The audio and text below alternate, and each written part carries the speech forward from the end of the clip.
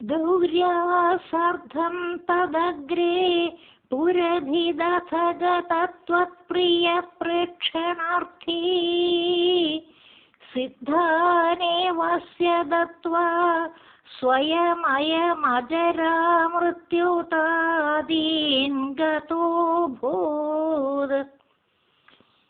ഏവം ത്വൽസേവയൈവ സ്മരരിപുരപി സപ്രീയതേ യേന തസ്മാത് മൂർത്തിത്രയാത്മകസ്ത്വം നനു സകലമിയന്തേതി സുവ്യക്തമാസീത്.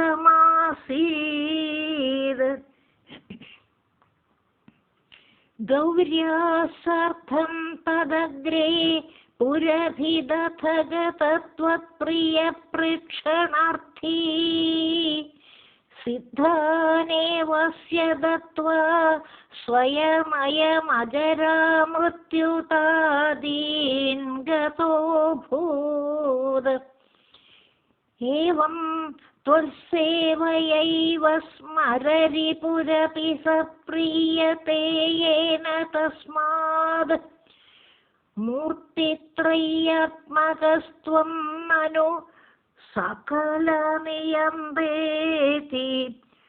സുവ്യക്തമാസീത്.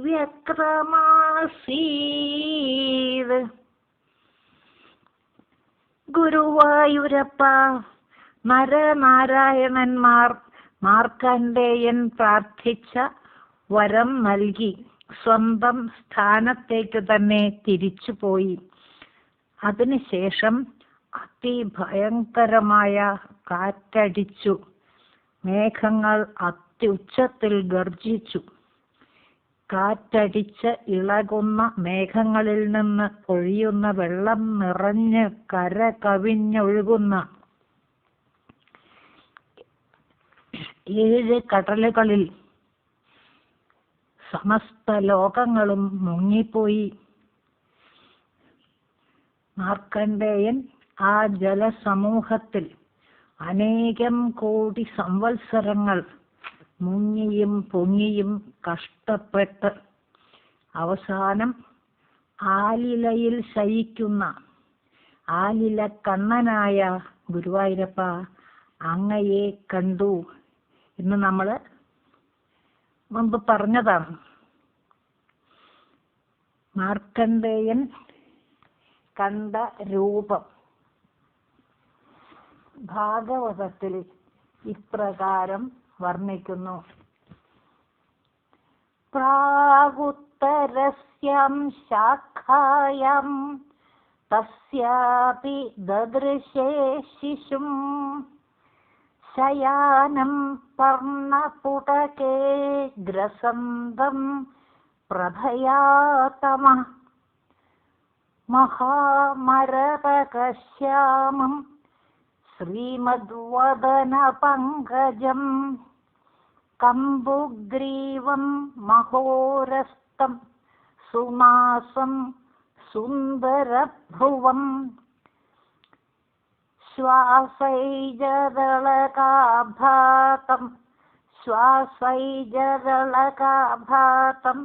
കമ്പുശ്രീകർണദാഡിമം വിദ്രുമാധരഭാസേഷോളായിതസുധാസ്മിതം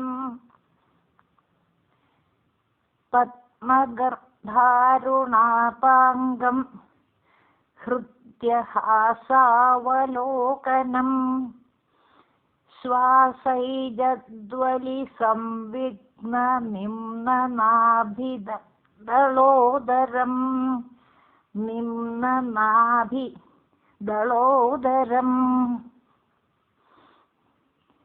ചാർവങ്കുലിഭ്യാം പാണിഭ്യാമുന്നീയ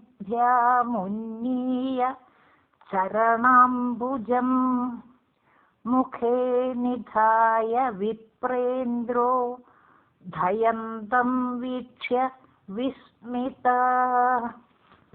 ഭാഗവതത്തിൽ മനോഹരമായി ആലില കണ്ണന്റെ രൂപത്തെ വർണ്ണിക്കുന്നു. ഗുരുവായൂരപ്പ, ആലിലക്കണ്ണനായ അങ്ങയെ മാർക്കണ്ഡേയൻ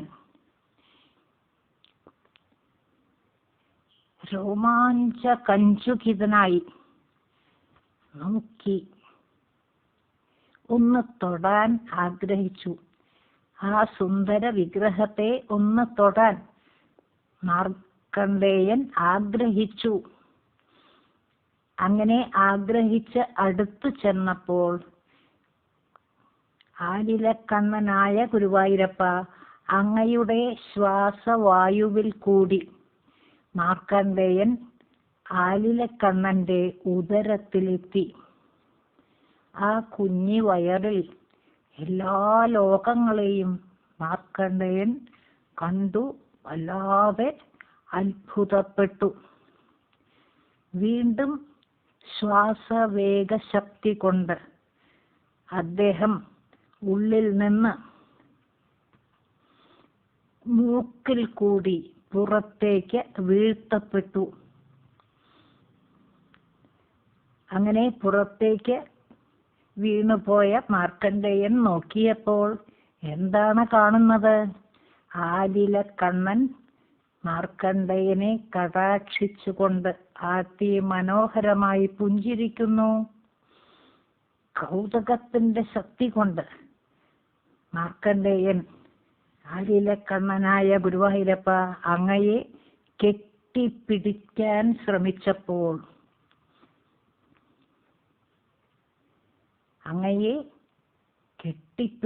ശ്രമിച്ചപ്പോൾ അങ്ങ് അന്തർധാനം ചെയ്തു. അതായത് ആലിലകൃഷ്ണൻ അന്തർധാനം ചെയ്തു. മായ അവസാനിച്ചു. മായ എന്തെന്ന് മാർക്കണ്ഡേയൻ അറിഞ്ഞു. അദ്ദേഹം പഴയ പോലെ ഒന്നും സംഭവിക്കാത്ത പോലെ തൻ്റെ ആശ്രമത്തിൽ ഇരിക്കുന്നു. ഇനി 9-ാം ശ്ലോകം വിസ്തരിക്കുമ്പോൾ അഥ പുരഭിത് ത്വത്പ്രിയ പ്രേക്ഷണാർത്ഥി എന്ന് പറയണം. അഥ പുരഭിത് ത്വത്പ്രിയ പ്രേക്ഷണാർത്ഥി ഗുരുവായൂരപ്പ. അതിനുശേഷം ശിവൻ അങ്ങയുടെ ഭക്തനെ കാണാൻ ആഗ്രഹിച്ച് അഥ പുരഭിത് ത്വത്പ്രിയ പ്രേക്ഷണാർത്ഥി എന്ന് പറയുമ്പോൾ അതിനുശേഷം മഹാദേവൻ ഗുരുവായൂരപ്പ അങ്ങയുടെ ഭക്തനെ കാണാൻ ആഗ്രഹിച്ച്. മഹാദേവന് ഗുരുവായൂരപ്പ അങ്ങയുടെ ഭക്തന്മാരെ കാണാൻ വളരെയധികം ഇഷ്ടമാണ്. ഇതിനു മുമ്പ് നമ്മൾ പ്രചേതസ്സുകളുടെ കാര്യം പറഞ്ഞപ്പോൾ പറഞ്ഞു, പ്രചേതസ്സുകളെ കാണാൻ മഹാദേവൻ അവരുടെ അടുത്തേക്ക് ഇങ്ങോട്ട് എഴുന്നള്ളി എന്നൊക്കെ. അതാണ് പറഞ്ഞത് ഇവിടെ അഥ പുരഭി ത്വത്പ്രിയ പ്രേക്ഷണാർത്ഥി. അതിനുശേഷം മഹാദേവൻ ഗുരുവായൂരപ്പ അങ്ങയുടെ ഭക്തനെ കാണാൻ ആഗ്രഹിച്ച്, അങ്ങയുടെ ഭക്തനെ കാണുവാൻ വേണ്ടി എന്ന് പറയാം, അങ്ങയുടെ ഭക്തനെ കാണുന്നതിനായി ഗൗര്യാസാർത്ഥം തദഗ്രേഗത എന്ന് പറയണം. ഗൗര്യാസാർത്ഥം തദഗ്രേഗത എന്ന് പറയുമ്പോൾ പാർവതി ദേവിയോടുകൂടി അദ്ദേഹത്തിന്റെ അടുക്കൽ എത്തി, അദ്ദേഹത്തിന്റെ അടുക്കൽ ചെന്നു. അപ്പോ അഥ പുരഭി ത്വത്പ്രിയ പ്രേക്ഷണാർത്ഥി ഗൗര്യാസാർത്ഥം തദഗ്രേഗത എന്ന് പറയുമ്പോൾ അതിനുശേഷം മഹാദേവൻ ഗുരുവായൂരപ്പ അങ്ങയുടെ ഭക്തനെ കാണുന്നതിന് വേണ്ടി പാർവതി ദേവിയോടുകൂടി അദ്ദേഹത്തിന്റെ അതായത് മാർക്കണ്ഡേയന്റെ അടുക്കൽ എത്തി. മാർക്കണ്ഡേയന്റെ അടുത്ത് ചെന്നു മഹാദേവൻ എന്ന് പറയുന്നു. അസ്യ സ്വയം ഏവ സിദ്ധാൻ അജരാമൃത്യുതാദീൻ എന്ന് പറയുന്ന ശ്ലോകത്തില് അസ്യ സ്വയം ഏവ സിദ്ധാൻ അജരാമൃത്യുതാദീൻ, അതായത് അദ്ദേഹത്തിന്, അതായത് മാർക്കണ്ഡേയന് തപശക്തി കൊണ്ട് തന്നെ കൈവന്നതായ ജര, നര, മരണം എന്നിവ ഇല്ലാത്ത അവസ്ഥയെ അതാണ് പറഞ്ഞ അസ്യ സ്വയം ഏവ സിദ്ധാൻ അജരാമൃത്യുതാദീൻ എന്ന് പറയുമ്പോൾ അദ്ദേഹത്തിന് തപശക്തി കൊണ്ട് തന്നെ കൈവന്നതായ ജര, നര, മരണം എന്നിവ ഇല്ലാത്ത അവസ്ഥയെ എന്നാണ്. അദ്ദേഹത്തിന് തപശക്തി കൊണ്ട് അദ്ദേഹത്തെ ജരാമരകള് മരണമൊന്നും ബാധിക്കില്ല എന്നാണ്. അതാണ് പറഞ്ഞ അസ്യ സ്വയം ഏവ സിദ്ധാൻ അജരാമൃത്യുതാദീൻ, അദ്ദേഹത്തിന് തപശക്തി കൊണ്ട് തന്നെ കൈവന്നതായ ജര, മര, മരണം എന്നിവ ഇല്ലാത്ത അവസ്ഥയെ അയം ദത്വ, ഈ മഹാദേവൻ നൽകിയിട്ട്. പുതിയതായിട്ട് മഹാദേവന് ഒന്നും നൽകാനില്ല. കാരണം തപശക്തി കൊണ്ട് മാർക്കണ്ഡേയന് ഈ ജരാനര മരണം എന്നിവ ഇല്ലാത്ത അവസ്ഥ കൈവന്നിരിക്കുകയാണ്. അദ്ദേഹത്തെ ജരാനരകളും മരണവും ഒന്നും ബാധിക്കില്ല. അപ്പൊ പുതിയതായിട്ട് മഹാദേവന് ഈ മാർക്കണ്ഡേയന് ഒന്നും അനുഗ്രഹമായി നൽകാനില്ല. അപ്പോ ഈ അവസ്ഥയെ തന്നെ, അതായത് ജരാനരകൾ മരണം ഒക്കെ ബാധിക്കാത്ത അവസ്ഥയെ തന്നെ മഹാദേവനും അനുഗ്രഹമായി മാർക്കണ്ഡേയന് നൽകി എന്നാണ് പറയണത്. അയം ദത്വ, ആ അവസ്ഥയെ മഹാദേവൻ നൽകിയിട്ട് ഗത അഭൂ,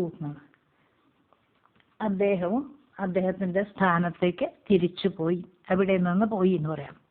അയം ദത്വ ഗത അഭൂ എന്നാണ് ശ്ലോകത്തില്. അയം ദത്വ ഗത അഭൂ എന്ന് പറയുമ്പോൾ മഹാദേവൻ നൽകിയിട്ട് അവിടെ നിന്ന് പോയി, തന്റെ സ്ഥാനത്തേക്ക് തന്നെ മഹാദേവൻ തിരിച്ചു പോയി. യേന ത്വൽ സേവയാ ഏവ സ്മരരിപു അപി ഏവം പ്രിയത്തെ എന്ന് പറയണം. യേന ത്വൽ സേവയാ ഏവ സ്മരരിപു അപി ഏവം പ്രിയത്തെ എന്നാണ്. യേന ത്വത് സേവയാ ഏവ സ്മരരിപു അപി ഏവം പ്രിയത്തെ എന്ന് പറയുമ്പോൾ യാതൊരു അങ്ങയുടെ സേവ കൊണ്ട്, ഗുരുവായൂരപ്പ, യാതൊരു അങ്ങയുടെ സേവ കൊണ്ട് തന്നെ ആ മഹാദേവനും ഇപ്രകാരം സന്തോഷിക്കുന്നു. അപ്പോ യേന ത്വത് സേവയാ ഏവ സ്മരരിപു അപി ഏവം പ്രിയത്തെ പറയുമ്പോൾ ഗുരുവായൂരപ്പ, യാതൊരു അങ്ങയുടെ സേവ കൊണ്ട് തന്നെ ആ മഹാദേവനും ഇപ്രകാരം സന്തോഷിക്കുന്നു. തസ്മാത് ത്വം മൂർത്തിത്രയാത്മക സകല നിയന്ത ഇതി സുവ്യക്തം ആസീത് നനു. അവസാനം പറയുന്നു, ഗുരുവായൂരപ്പ,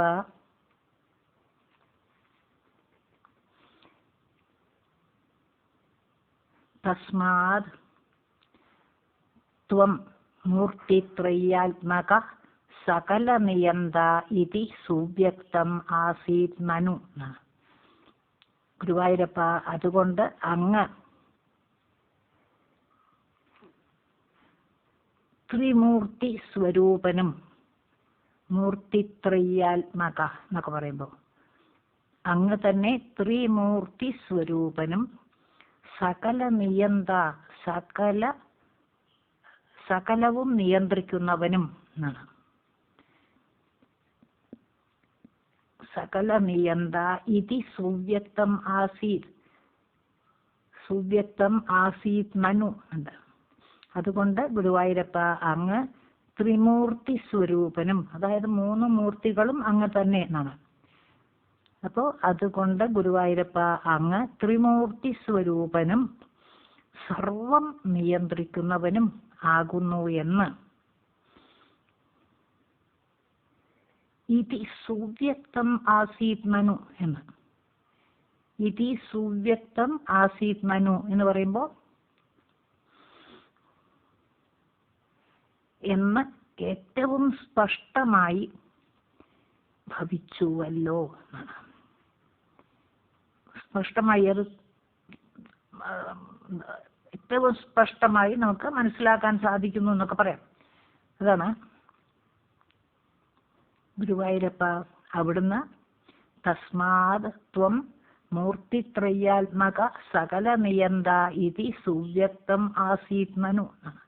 അതുകൊണ്ട് ഗുരുവായൂരപ്പ അങ്ങ് ത്രിമൂർത്തി സ്വരൂപനും സർവം നിയന്ത്രിക്കുന്നവനും ആകുന്നു എന്ന് സുവ്യക്തം ആസീത് മനു ഏറ്റവും സ്പഷ്ടമായി ഭവിച്ചുവല്ലോ എന്ന് പറയുമ്പോൾ ഏറ്റവും സ്പഷ്ടമായി നമുക്ക് മനസ്സിലാക്കാൻ കഴിയുന്നു. ഒരു പ്രാവശ്യം കൂടി പറയാം. അഥ പുരഭിത് ത്വത്പ്രിയ പ്രേക്ഷണാർത്ഥി ഗൗര്യാസാർത്ഥം തദഗ്രേ ഗത. ഗുരുവായൂരപ്പ അതിനുശേഷം മഹാദേവൻ അങ്ങയുടെ ഭക്തനെ കാണാൻ ആഗ്രഹിച്ച്, അല്ലെങ്കിൽ അങ്ങയുടെ ഭക്തനെ കാണുവാൻ വേണ്ടി പാർവതി ദേവിയോട് കൂടി അദ്ദേഹത്തിന്റെ, അതായത് മാർക്കണ്ഡേയന്റെ അടുക്കൽ എത്തി. അസ്യ സ്വയം ഏവ സിദ്ധാൻ അജരാമൃത്യുതാദീൻ.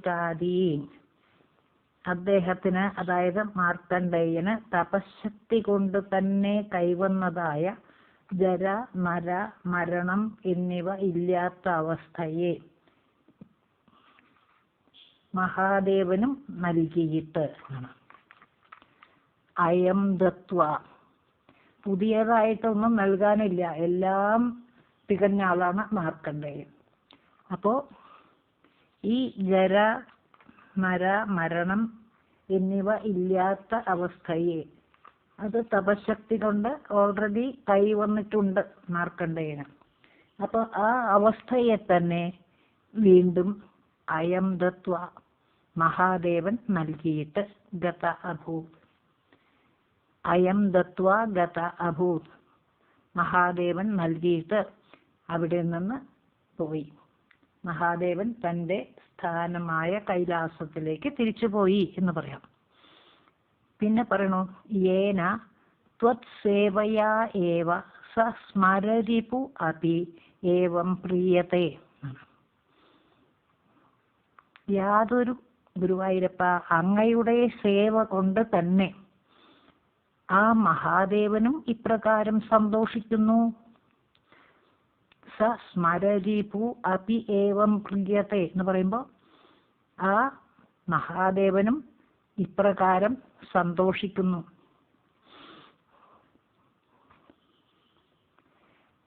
യാതൊരു അങ്ങയുടെ സേവ കൊണ്ട് തന്നെ ആ മഹാദേവനും ഇപ്രകാരം സന്തോഷിക്കുന്നു. അല്ലെങ്കിലും ഗുരുവായൂരപ്പ അങ്ങും മഹാദേവനും രണ്ടല്ലല്ലോ, നിങ്ങൾ ഒന്ന് തന്നെയാണല്ലോ എന്നാണ്. അതുകൊണ്ട് ഏന ത്വത് സേവയാ ഏവ സ സ്മരരിപു അപി പ്രിയത്തെ. യാതൊരു അങ്ങയുടെ സേവ കൊണ്ട്, ഗുരുവായൂരപ്പ അങ്ങയുടെ സേവ കൊണ്ട് തന്നെ ആ മഹാദേവനും ഇപ്രകാരം സന്തോഷിക്കുന്നു. തസ്മാത് ത്വം മൂർത്തിത്രയാത്മക സകല നിയന്ത ഇതി സുവ്യക്തം ആസീത് മനു. അതുകൊണ്ട് ഗുരുവായൂരപ്പ അങ്ങ് ത്രിമൂർത്തി സ്വരൂപനും സർവം നിയന്ത്രിക്കുന്നവനും എന്നൊക്കെയാണ്. മൂർത്തിത്രയാത്മക സകല നിയന്ത എന്നൊക്കെ പറയുമ്പോൾ അങ്ങ് ത്രിമൂർത്തി സ്വരൂപനും സർവം നിയന്ത്രിക്കുന്നവനും ആകുന്നു എന്ന് സുവ്യക്തം ആസീത് മനു ഏറ്റവും സ്പഷ്ടമായി ഭവിച്ചുവല്ലോ. അപ്പോ തസ്മാത് ത്വം മൂർത്തിത്രയാത്മക സകല നിയന്ത ഇതി സുവ്യക്തം ആസീത് നനു എന്ന് പറയുമ്പോൾ അതുകൊണ്ട് ഗുരുവായൂരപ്പ അങ്ങ് ത്രിമൂർത്തി സ്വരൂപനും സർവം നിയന്ത്രിക്കുന്നവനും ആകുന്നു എന്ന് ഏറ്റവും സ്പഷ്ടമായി ഭവിച്ചുവല്ലോ എന്നാണ്. ഏറ്റവും സ്പഷ്ടമായി നമുക്ക് മനസ്സിലാകുന്നുവല്ലോ.